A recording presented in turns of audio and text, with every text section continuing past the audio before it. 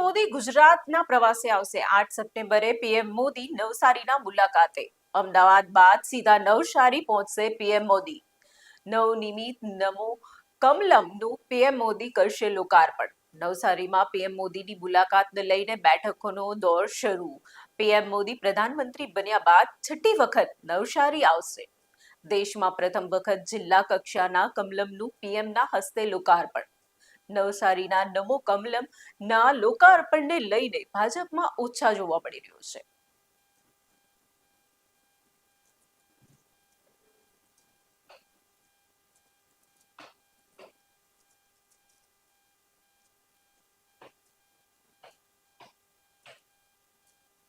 નેપાળમાં કુદરતે મચાવેલી તબાહીના દ્રશ્યો સામે આવ્યા છે। નેપાળ તિબેટ સરહદ પર આવેલા વિસ્તારોમાં અચાનક આવેલા વિનાશક અને પૂરના ભૂસ્ખલન ભારે તરાજી સર્જાઈ છે। પાણીના ધસમસતા પ્રવાહ અનેક મકાનો, વાહનો અને રસ્તાઓ અને પુલો તણાઈ ગયા છે। નેપાળમાં મૃત્યુઆંક 150ને પાર પહોંચી ગયો છે, જ્યારે લગભગ 400 લોકો હજુ પણ લાપતા છે। લાપતા લોકોમાં ભારતીય નાગરિક પણ સામેલ છે। અગાઉના અહેવાલ મુજબ 105 ભારતીયો ગુમ હોવાના સામે આવ્યું હતું। બીજી તરફ તિબેટમાં ગ્યુરોંગ વિસ્તારમાં પણ ગ્લેશિયર તૂટવાના અહેવાલ સામે આવ્યા છે। મડસ્લાઇડથી પૂરનું મોટું નુકસાન થયું છે। અહીં પણ સેંકડો લોકો લાપતા હોવાના અહેવાલ છે।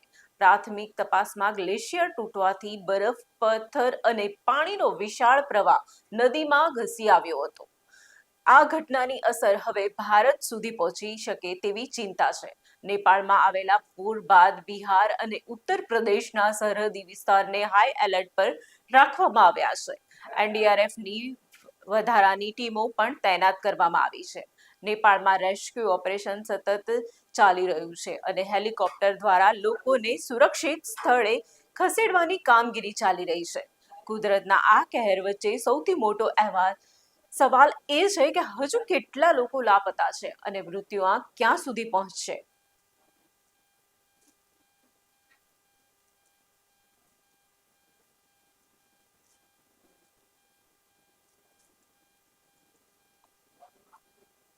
નેપાળમાં પૂરનો કહેર, 150થી વધુ લોકોના મોત।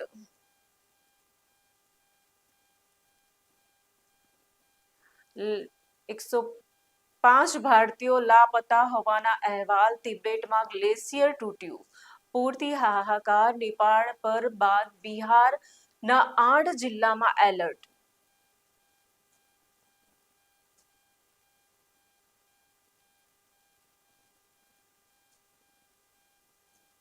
કુદરતના આ કહેર વચ્ચે સૌથી મોટો સવાલ છે કે હજુ કેટલા લોકો લાપતા છે અને મૃત્યુઆંક ક્યાં સુધી પહોંચશે। નેપાળમાં પૂરનો કહેર, 150થી વધુના મોત। નેપાળમાં તબાહી, 400થી વધુ લોકો લાપતા। પૂરમાં 105 ભારતીયો લાપતા હોવાનો અહેવાલ।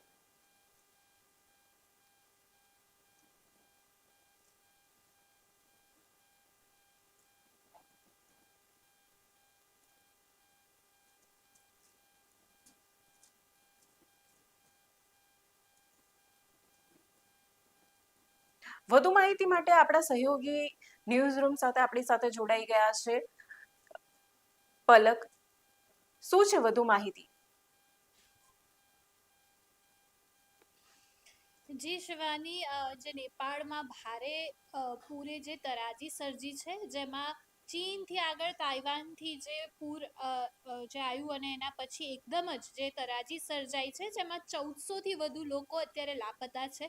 ખાસ કરીને જો વાત કરવામાં આવે તો 300થી વધુ ભારતીયો ફસાયા હોવાની અત્યારે જાણકારી મળી રહી છે। અને એમાં પણ ઈશા ફાઉન્ડેશનના જે છે એ જે માઉન્ટ સરોવર યાત્રા માટે જે લોકો ગયા હતા એ લોકો પણ અત્યારે ફસાયા હોવાની જે જાણકારી છે તે મળી રહી છે। જી બિલકુલ। જી, અને પલક, આપણે કેટલા ભારતીયો ત્યાં ફસાયા છે? તો અત્યારે જો વાત કરીએ તો તિબેટમાંથી 550 લોકો જે છે એ ગુમ થયાની માહિતી છે। તેની સાથે જો રેસ્ક્યુ કામગીરીની વાત કરવામાં આવે તો નેપાળી સેના જે છે એને રૂસુવા અને ટુમેરમાં આજે 116 લોકોનું રેસ્ક્યુ કર્યું છે અને 95થી વધુ લોકોને બહાર સુરક્ષિત રીતે કાઢવામાં આવ્યા છે। તેની સાથે જો વાત કરીએ તો 21 ભારતીયોનો તેમાં સમાવેશ છે, એટલે 21 ભારતીયોને બચાવવામાં આવ્યા છે. લગભગ પૂરનું જે પાણી છે, જે તબાહીની જો વાત કરીએ આપણે, તો પૂરનું પાણી લગભગ 30 ફૂટ ઉપર આવી ગયું, એટલે એના પરથી આપણે અનુમાન લગાવી શકીએ કે કેટલી ભયાનક તબાહી હશે કે 30 ફૂટ ઉપર પાણી આવી ગયું. તે જ પ્રવાહમાં ગાડી, ઘર, સરકારી માળખા પણ તણાઈ ગયા હતા. જે પૂરની જે શરૂઆતની જો આપણે વાત કરીએ તો શરૂઆતમાં જે પૂર હતું એની જે ગતિ હતી એના પણ આપણે વિડીયો અત્યારે જોયા હતા સોશિયલ મીડિયા પર, કે એક જ ઝાટકામાં ઘર છે, પુલ છે, જે સરકારી કચેરીઓ છે, એ એક જ ઝાટકામાં પાણીમાં તણાઈ ગઈ હતી. અને મૃત્યુઆંક જે છે અત્યારે આપણે જો વાત કરવામાં આવે તો મૃત્યુઆંક અત્યારે 175 થી વધુ લોકોના મોત છે, જે સત્તાવાર રીતે જે જાહેર કરવામાં આવ્યા છે. જી શિવાની. જી પલક, અત્યારે શું બચાવ કામગીરી ત્યાં ચાલી રહી છે? જો બચાવ કામગીરીની જો વાત કરવામાં આવે તો 10 થી 12 જિલ્લામાં જે સંપર્ક વિહોણા થયા છે તેમાં અત્યારે ખાસ કરીને 12 હેલિકોપ્ટરથી યુદ્ધના ધોરણે રેસ્ક્યુ ઓપરેશન ચલાવવામાં આવી રહ્યું છે. તેની સાથે જ ખરાબ વાતાવરણ, કારણ કે પૂરની સ્થિતિ જે સર્જાઈ છે એના લીધે વાતાવરણ ખરાબ છે, ઉબડ-ખાબડ પર્વતીય વિસ્તાર છે, એટલે જે રેસ્ક્યુ ઓપરેશન છે એ પણ ધીરે ધીરે, મતલબ એમાં પણ અડચણ આવી રહી છે, કારણ કે પૂર જેવી સ્થિતિ છે.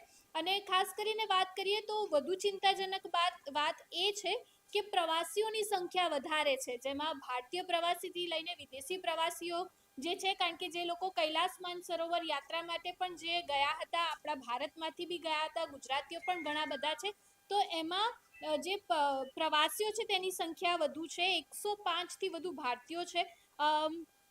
હાલ વાત કરીએ તો જે ઇન્ફ્રાસ્ટ્રક્ચર છે કે જે દટાઈ ગયા જે લોકો છે પૂરના કારણે, જે ભૂસ્ખલન જેવી સ્થિતિ સર્જાઈ છે, એમાં જે બચાવ કામગીરી કરવામાં આવી છે. તેની સાથે જો આપણે ગુજરાતની વાત કરીએ, તેની સાથે જો આપણે ભારતની વાત કરીએ તો ભારતમાં બિહારમાં અત્યારે પૂરને લઈને હાઈ એલર્ટ આપી દેવામાં આવ્યું છે, કારણ કે જે બિહારમાં 7 જિલ્લામાં અત્યારે એલર્ટ આપવામાં આવ્યું છે, જેમાં નદી, જે ગંડક નદી છે, તે અચાનક એનો પ્રવાહ જે છે વધવા લાગ્યો છે, એટલે ત્યાં એનડીઆરએફની ટીમ તૈનાત કરી દેવામાં આવી છે. એટલે નેપાળ જેવી સ્થિતિ, જે નેપાળમાં એકદમથી જે પૂર જેવી સ્થિતિ આવી અને લોકો જે બચાવ કામગીરી કે આગળ કોઈ રાહત કામગીરી કરી ના શક્યા, પહેલા પ્રી પ્લાનિંગ ના કરી શક્યા, એને લઈને અત્યારે ભારતમાં બિહારમાં જે છે એ સતર્કતા દાખવવામાં આવી છે અને એનડીઆરએફની જે ટીમો છે તે ત્યાં તૈનાત કરી દેવામાં આવી છે. જી શિવાની. જી પલક, સમગ્ર માહિતી માટે આપનો આભાર. નેપાળમાં પૂરનો કહેર, 150 થી વધુના મોત, પૂરથી હાહાકાર. નેપાળના પૂર બાદ બિહારના 8 જિલ્લામાં એલર્ટ આપવામાં આવ્યું છે.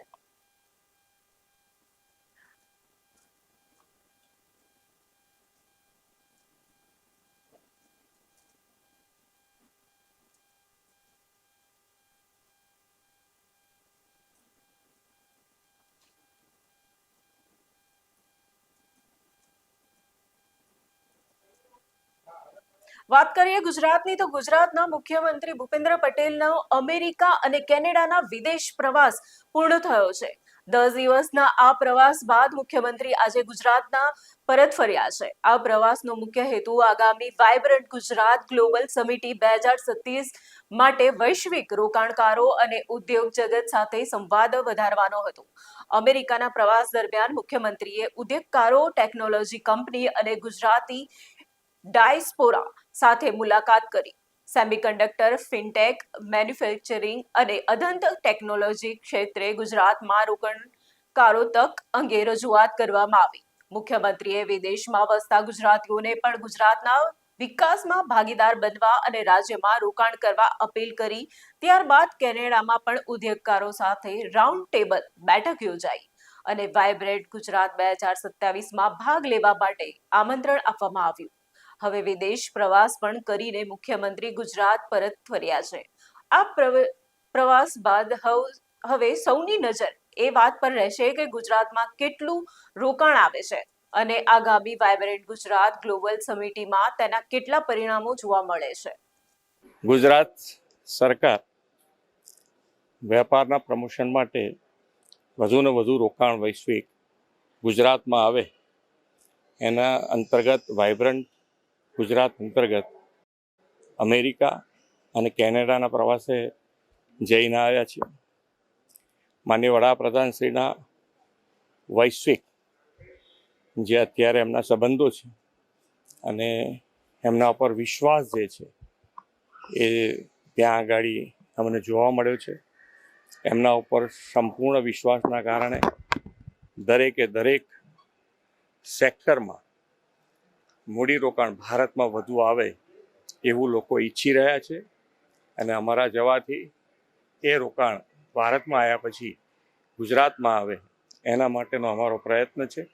અને ખૂબ સારી મોટી કંપનીઓ સાથે એ પછી સેમિકન્ડક્ટર ક્ષેત્ર હોય, એઆઈ હોય, ડેટા સેન્ટર હોય કે મેન્યુફેક્ચરિંગ સેક્ટર કે ગિફ્ટ સિટી માટે ફાઇનાન્શિયલ મોટી કંપનીઓ હોય, બધા સાથે ખૂબ સારી મિટિંગો થઈ છે અને એ લોકો ઉત્સુક છે ગુજરાતમાં રોકાણ કરવા માટે. એટલે ગુજરાત માટે ખૂબ સારું મૂડી રોકાણ આવશે. આભાર. Thank you.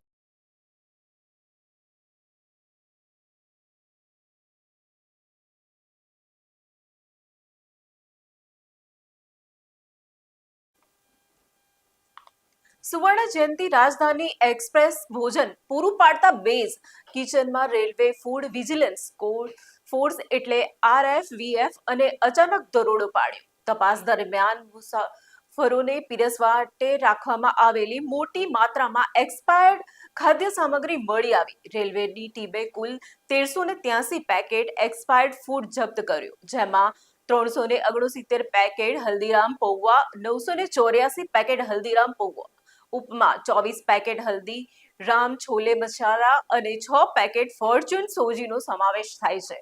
મુસાફરોના સ્વાસ્થ્ય અને ભોજનની ગુણવત્તા સાથે ગંભીર બેદરકારી સામે આવતા રેલવેએ કડક કાર્યવાહી કરી છે.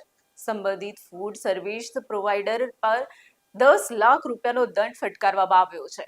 અમદાવાદ મંડળ રેલવેનું કહેવું છે કે મુસાફરોને પીરસતા ભોજનની ગુણવત્તા, સ્વચ્છતા અને હાઇજીન સાથે કોઈ પણ પ્રકારનું સમાધાન કરવામાં નહીં આવે. રેલવેના ઝીરો ટોલરન્સ નીતિ હેઠળ હવે સરપ્રાઇઝ ચેકિંગ અને કાર્યવાહી આગળ પણ ચાલુ રહેશે. અર્થાત ટ્રેન મુસાફરોના ભોજનમાં બેદરકારી કરનારાઓ સામે હવે રેલવે એક્શન મોડ પર કડક બન્યું છે.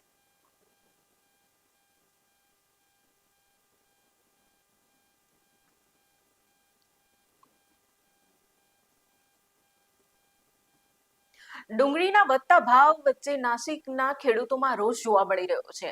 હાલ ખેડૂતોને ડુંગળીના સારા ભાવ મળી રહ્યા છે, પરંતુ કેન્દ્ર સરકાર બજારમાં મોટા ભાગની માત્રામાં મોટી ડુંગળી ઉતરશે તો ભાવ ઘટવાના ખેડૂતોને ભીતિ છે. ખેડૂતોનું કહેવું છે કે ભાવ ઉત્પાદન ખર્ચથી નીચે જશે તો મોટું નુકસાન થઈ શકે છે. જો સરકારી હસ્તક્ષેપથી ભાવ ઘટાડો થશે તો દેશવ્યાપી આંદોલનની ચીમકી ખેડૂતો દ્વારા આપવામાં આવી છે.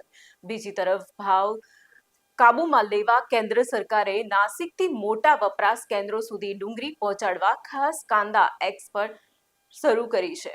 રેલવે ટ્રેક મારફતે ડુંગળીનો જથ્થો બજારમાં પહોંચાડીને સરકાર સપ્લાય વધારવા અને ગ્રાહકોને રાહત આપવાનો પ્રયાસ કરી રહી છે.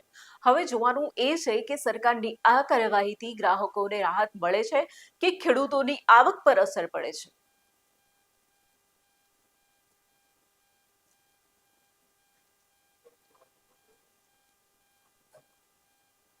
હાલ સારા ભાવ પણ છે, પણ ખેડૂતોને સતાવી રહ્યો છે ડર. ઉત્પાદનની ખર્ચથી નીચેના ભાવ ગયા તો નુકસાન થશે.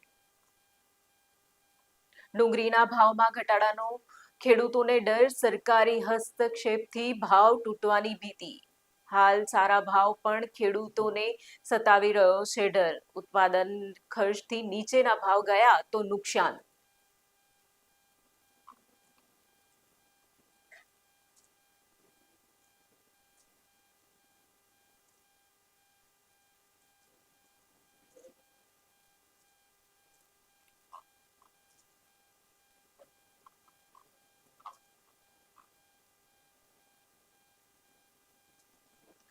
ડુંગળીના ભાવ મુદ્દે નાસિક ખેડૂતોને રોષ જોવા મળી રહ્યો છે. ભાવ ઘટાડ્યા તો દેશવ્યાપી આંદોલનની ચીમકી આપવામાં આવી રહી છે. સરકારની કાંદા એક્સપ્રેસ સામે ખેડૂતોની ચિંતા વધી છે. ડુંગળીના ભાવમાં સતત ઘટાડોને ખેડૂતોમાં ડર જોવા મળી રહ્યો છે. સરકારી હસ્તક્ષેપથી ભાવ તૂટવાની ભીતિ જોવા મળી રહી છે. તો હાલ સારા ભાવ પણ ખેડૂતોને સતાવી રહ્યો છે ડર.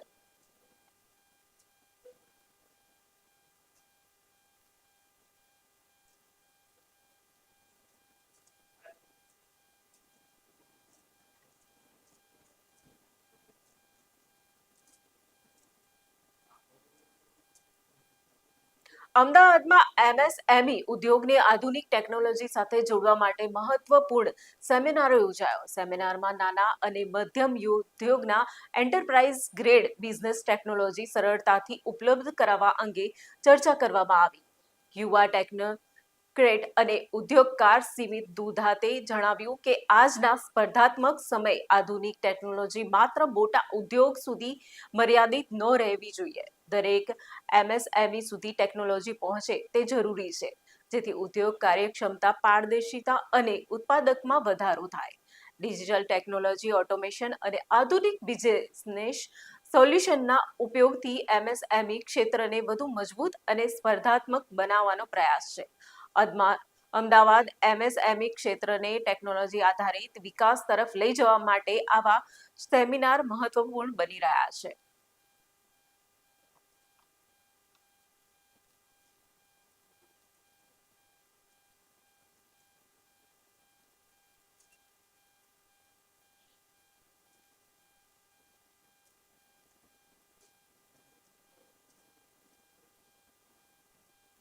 નેપાળમાં આવેલા વિનાશક પૂર બાદ હવે ભારત સરકારે પણ એલર્ટ વધારી દીધું છે. નેપાળમાં તબાહીના પગલે ગંડક નદીના જળસ્તરમાં વધારો થવાની શક્યતા છે, જેના કારણે બિહાર અને ઉત્તર પ્રદેશના સરહદી વિસ્તારોમાં ચિંતા વધી છે.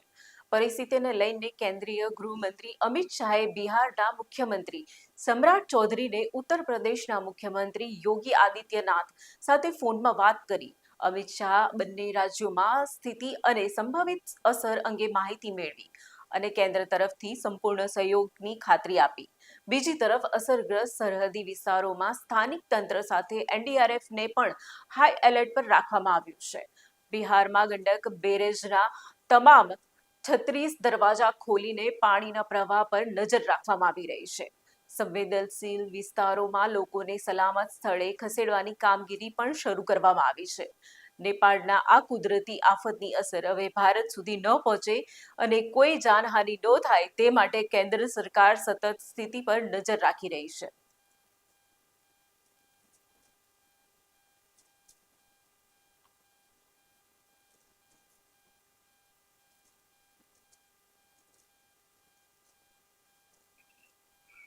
ભાવનગરના ચકચારી નકલી દારૂ કાંડમાં એસએમસીની તપાસથી વધુ તેજ બની છે.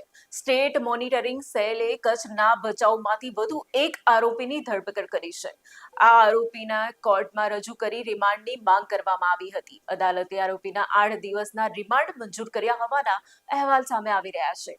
નકલી દારૂ કાંડમાં એસએમસી દ્વારા સપ્લાય ચેઇન અને કેમિકલના સ્ત્રોત સુધી પહોંચવા તપાસનો ધમધમાટ શરૂ કર્યો છે. આ કેસમાં અત્યાર સુધીમાં અનેક આરોપીઓની ધરપકડ થઈ ચૂકી છે અને તપાસ રીલ ગુજરાત બહારના રાજ્યો સુધી પહોંચી છે. હવે કચ્છમાં ઝડપાયેલા આ આરોપીઓની પૂછપરછ નકલી દારૂના નેટવર્કને લઈને વધુ શું ખુલાસા થાય છે તેની પર સૌની નજર છે.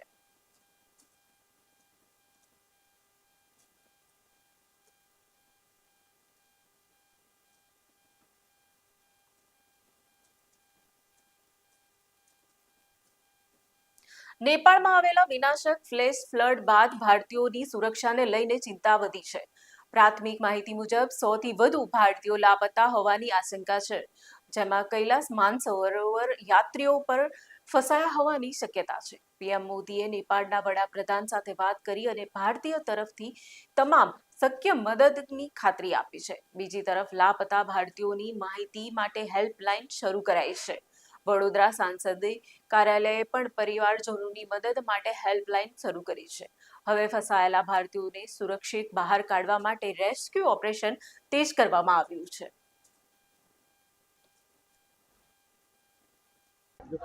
તિબેટની અંદર જે ભૂકંપની પરિસ્થિતિ થઈ, એવેલાન્ચ થયું અને ત્યારબાદ નેપાળની અંદર જે ફ્લેશ ફ્લડની સિચ્યુએશન થઈ, થોડી જ વારમાં અચાનક જે ફ્લડ આવવાના કારણે ઘણા બધા નાગરિકો, પ્રવાસીઓ અને ખાસ કરીને કૈલાસ માનસરોવરના યાત્રીઓ તેઓ અત્યારે લાપતા થયા છે.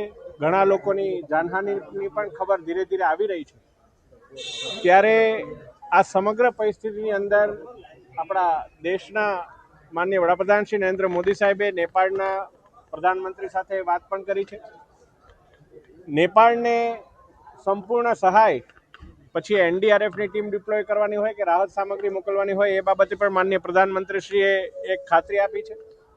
સાથે સાથે ભારત સરકારનું વિદેશ મંત્રાલય અને ખાસ કરીને નેપાળની એમ્બેસી, નેપાળમાં સ્થિત ભારતની એમ્બેસી, આ બંને એમ્બેસીઓ દ્વારા પણ સતત સંપર્ક કરી અને ભારતીયો અને પ્રવાસી ભારતીયોની સુરક્ષા માટેની ચિંતા વ્યક્ત કરાઈ રહી છે.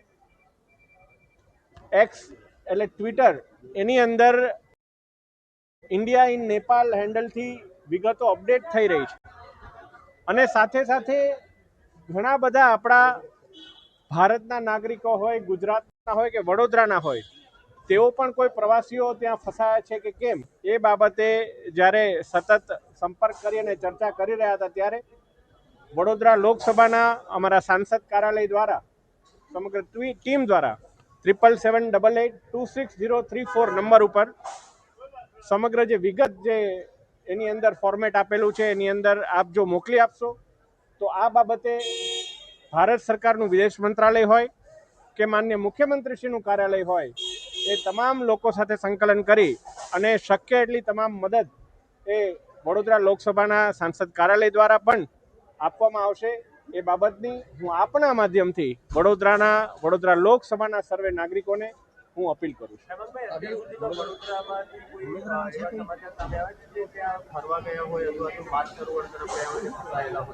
હાલ જે પ્રકારે સમાચાર મળી રહ્યા છે, ને અમારે પણ જે પ્રકારે વિદેશ મંત્રાલયના અધિકારીશ્રીઓ, ગુજરાત સરકારના અધિકારીશ્રીઓ સાથે જે વાત ચાલી રહી છે, ત્યારે સમગ્ર પરિસ્થિતિ અત્યારે ડેવલપિંગ સ્ટેજમાં છે. માહિતી એકત્રીકરણ અત્યારે ચાલી રહ્યું છે અને અત્યારે જે આપણી પાસે માહિતી આવી રહી છે, એની અંદર અત્યારે માત્ર ભારતીયોની માહિતી આવી રહી છે. એનું વર્ગીકરણ રાજ્યો વાઇઝ કરવાનું હજુ બાકી હોવાથી આપણે કોઈ પર્ટિક્યુલર રાજ્યનો આંકડો આપણી પાસે આવ્યો નથી, પરંતુ 100થી વધારે ભારતીયોના લાપતા થવાના સમાચાર એ આપણને મળી રહ્યા છે. આવી કોઈ હોનારત થાય તો આપના કાર્યાલય તરફથી તરત એક્ટિવ થઈ જતી હોય છે આપણી ટીમ, અને જે પીડિતો છે અથવા પરિવારો છે તેમનો સંપર્ક વધાય તે માટેના પ્રયત્નો થતા હોય છે. આજે નેપાળમાં જે હોનારત થઈ છે, આપની ટીમ તરફથી શું કાર્યવાહી કરવામાં આવી રહી છે, કેવી રીતે માહિતી એકત્ર કરવામાં આવી રહી છે? માનનીય વડાપ્રધાન શ્રી હંમેશા પ્રત્યેક સાંસદોને લોકોની વચ્ચે અને ખાસ કરીને આવી વિકટ પરિસ્થિતિઓમાં લોકોની વચ્ચે રહેવાની એક પ્રેરણા આપતા હોય છે. પછી અમદાવાદ પ્લેન ક્રેશની દુઃખદ ઘટના હોય કે દુબઈની અંદર આપણા વેસ્ટ એશિયાના ક્રાઇસિસને કારણે યાત્રીઓ ફસાઈ જવાની ઘટના હોય, વડોદરાનું સાંસદ કાર્યાલયની સમગ્ર ટીમ હંમેશા ખડે પગે વડોદરાના લોકો માટે ઊભી રહી છે. અને આ જ પ્રકારે આ નેપાળની અંદર જે પ્રકારની હોનારત આવી છે, એમાં પણ આપણા વડોદરાના કોઈ પણ વ્યક્તિ એને વહેલામાં વહેલી તકે રાહત મળે એ માટેનો એક વિનમ્ર પ્રયાસ એ સાંસદ કાર્યાલય દ્વારા કરવામાં આવે છે. આપના તરફથી જે પ્રયાસો થઈ રહ્યા છે, આપની જવાબદારી હવે નેશનલ લેવલની છે, તો આપના તમામ સ્ટેટના કાર્યકરોને કહી દેવામાં આવ્યું છે શું મદદ કરવાની, જે લોકો ફસાયેલા છે એમની માહિતી કેવી રીતે એકત્ર કરવાની, શું સૂચનાઓ આપી છે? અમારા રાષ્ટ્રીય અધ્યક્ષ માનનીય નીતિન નવીનજી માનનીય પ્રધાનમંત્રી સાથે સંકલનમાં હોય. આ સમગ્ર બાબતે નેપાળના ફ્લડની આપણે વાત કરીએ તો સૌથી વધારે નેપાળનું ફ્લડ નજીકમાં પ્રભાવિત થશે તો બિહારને થશે, કારણ કે આગળ જતા બિહારના 6 ડિસ્ટ્રિક્ટ આ નેપાળની સમગ્ર ભૌગોલિક પરિસ્થિતિને અનુરૂપ આવશે. ત્યારે અમારા રાષ્ટ્રીય નેતૃત્વ પણ પ્રધાનમંત્રી કાર્યાલયના સંપર્કમાં રહીને જે કંઈ પણ યોગ્ય પગલાં હશે એ લેવામાં આવશે.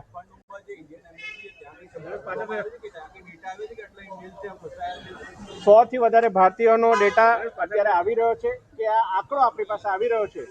અને આ બાબતે હું આપના માધ્યમથી અપીલ પણ કરવા માંગુ છું કે ઇન્ડિયા ઇન નેપાળ, ફરીથી હું રિપીટ કરું છું, એક્સની અંદર ઇન્ડિયા ઇન નેપાળ અકાઉન્ટને ઇમિડિયેટલી અને વારંવાર ફોલો કરશો તો આપને વધારે ડેવલપિંગ માહિતી ત્વરિત જ મળવામાં આવશે. રક્ષાબંધન પહેલા ભુજ નજીક જોવા મળી અનોખી પહેલ. અહીં ગાયના ગોબરમાંથી કલાત્મક રાખડીઓ તૈયાર કરવામાં આવી રહી છે. રામકૃષ્ણ ટ્રસ્ટ દ્વારા અનોખી પહેલ શરૂ કરવામાં આવી છે, જેમાં વર્ષે અંદાજે 3000 જેટલી ગોબરની રાખડીઓ બનાવવાનું આયોજન છે. આ રાખડીઓને આકર્ષક અને કલાત્મક રીતે તૈયાર કરવામાં આવી રહી છે, જેથી પરંપરા સાથે પર્યાવરણ અને ગૌ સંવર્ધનનો સંદેશ પણ લોકો સુધી પહોંચે. ટ્રસ્ટ સાથે જોડાયેલા લોકોનું માનવું છે કે રક્ષાબંધન જેવા પવિત્ર તહેવારને ગૌ સેવા અને સ્વદેશી વિચાર સાથે જોડવાનો આ એક અનોખો પ્રયાસ છે. આ પહેલેથી મહિલાઓ અને કારીગરો સર્જનાત્મક રોજગારની તક પણ મળી શકે છે. અર્થાત ભાઈઓને કાંડે બાંધશે એવી રાખડી જે માત્ર રક્ષાબંધનનો તહેવાર જ નહીં, પરંતુ ગૌ સંવર્ધન અને પરંપરાનો સંદેશ પણ આપશે.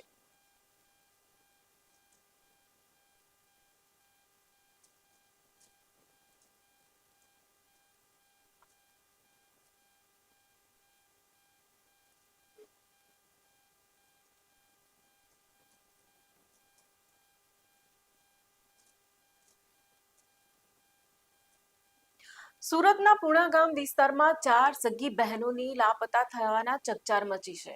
પરિવારે ચારેયને અપહરણની ફરિયાદ નોંધાવતા પોલીસે તપાસ શરૂ કરી છે. મહત્વની વાત એ છે કે સીસીટીવી ફૂટેજમાં ચારેય બહેનો કપોદરા ચોપાટી પાસે પોતાની મરજીથી ફરતી જોવા મળી રહી છે. પરિવારના જણાવ્યા મુજબ ચારેય બહેનોના કારખાને ગઈ હતી, પરંતુ ત્યારબાદ ઘરે પરત ન ફરતા ચિંતા હતી. ચારેય પાસે આશરે 1000 રૂપિયા હોવાની માહિતી સામે આવી છે. હવે સૌથી મોટો સવાલ એ છે કે ચારેય બહેનો પૈસા લઈને ક્યાં ગઈ અને કોની સાથે ગઈ. પોલીસે સીસીટીવી ફૂટેજ અને અન્ય માહિતીને આધારે તપાસ તેજ કરી છે. ચારેયને શોધવા માટે અલગ અલગ દિશામાં તપાસ હાથ ધરવામાં આવી રહી છે.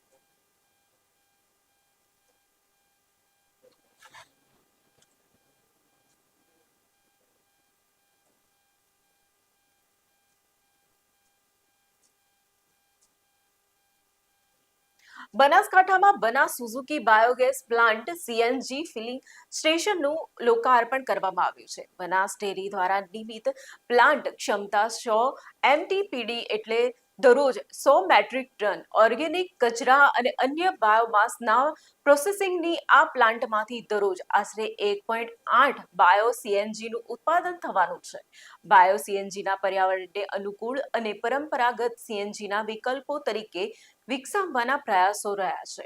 આ પ્લાન્ટથી ઓર્ગેનિક કચરામાં ઉપયોગ કરીને સ્વચ્છ ઉર્જાનું ઉત્પાદન થશે અને સાથે ખેડૂતો તથા પશુપાલકોને પણ નવી તકો મળી શકે છે. બનાસ ડેરીના આ પહેલથી પશુપાલન સાથે જોડાયેલા વિસ્તારમાં ગ્રીન એનર્જી અને સર્ક્યુલર ઇકોનોમી પ્રોત્સાહન મળશે. બાયોગેસથી બાયો સીએનજી સુધીના આ પહેલ સ્વચ્છ ઉર્જા અને આત્મનિર્ભરતાનો દેશમાં મહત્વનું પગલું માનવામાં આવી રહ્યું છે.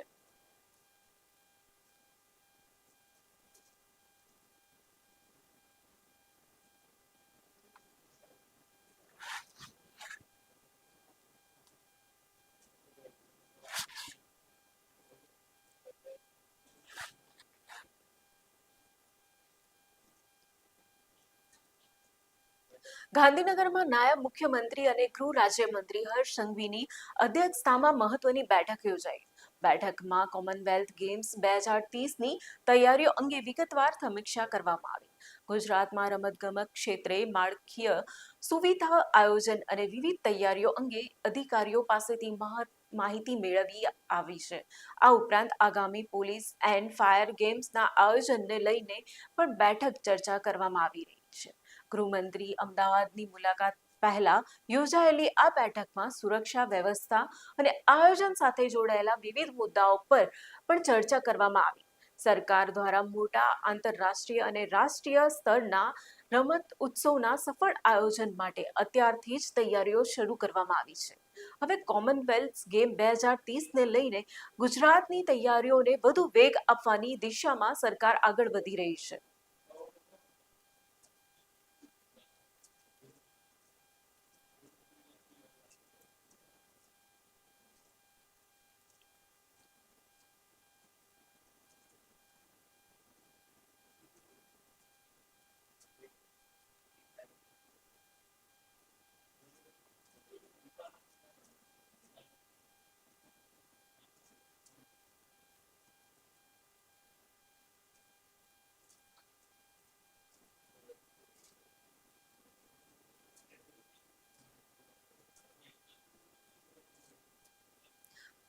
હર્ષ સંઘવીની અધ્યક્ષતામાં મહત્વની બેઠક કોમનવેલ્થ ગેમની 2030ની તૈયારીઓની સમીક્ષા.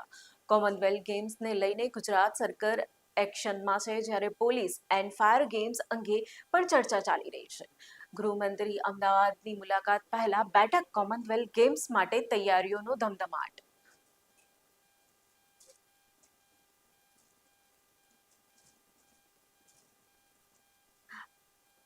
આપણી સાથે પલક ઠક્કર આપણા ન્યૂઝ રૂમથી સાથે જોડાઈ રહ્યા છે. જી પલક, શું છે વધુ માહિતી? જી બિલકુલ શિવાની, આજે એટલે કે ગુરુવારે કેન્દ્રીય ગૃહમંત્રી અમિત શાહ જે છે અમદાવાદના સર્કિટ હાઉસ ખાતે આવવાના છે.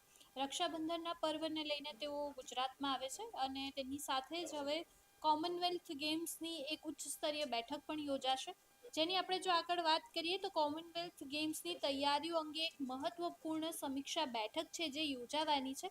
તેની સાથે જ તેમાં ગુજરાતમાં જે તૈયારીઓ છે તેનો સંપૂર્ણ અહેવાલ જે છે રજૂ કરવામાં આવશે કે કેવી રીતનું જે છે આયોજન કરવામાં આવશે અને ફાઇનલ પ્રેઝન્ટેશન જે છે તે તેમના સમક્ષ રજૂ કરવામાં આવશે. ને જે આ મીટિંગ છે એ ઘણી મહત્વપૂર્ણ છે.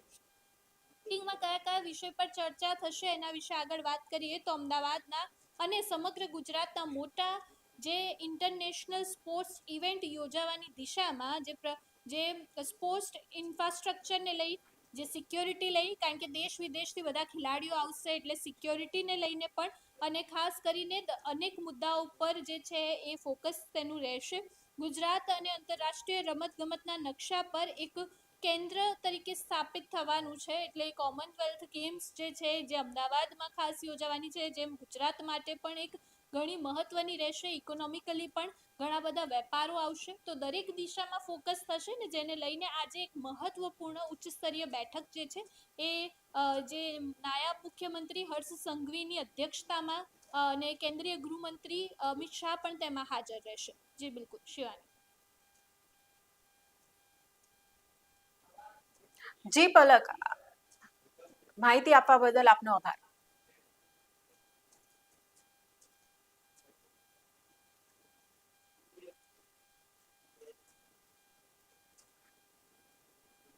હાલ સમાચારોમાં બસ આટલું જ. વધુ સમાચાર માટે જોતા રહો ન્યૂ ભારત ન્યૂઝ. નમસ્કાર.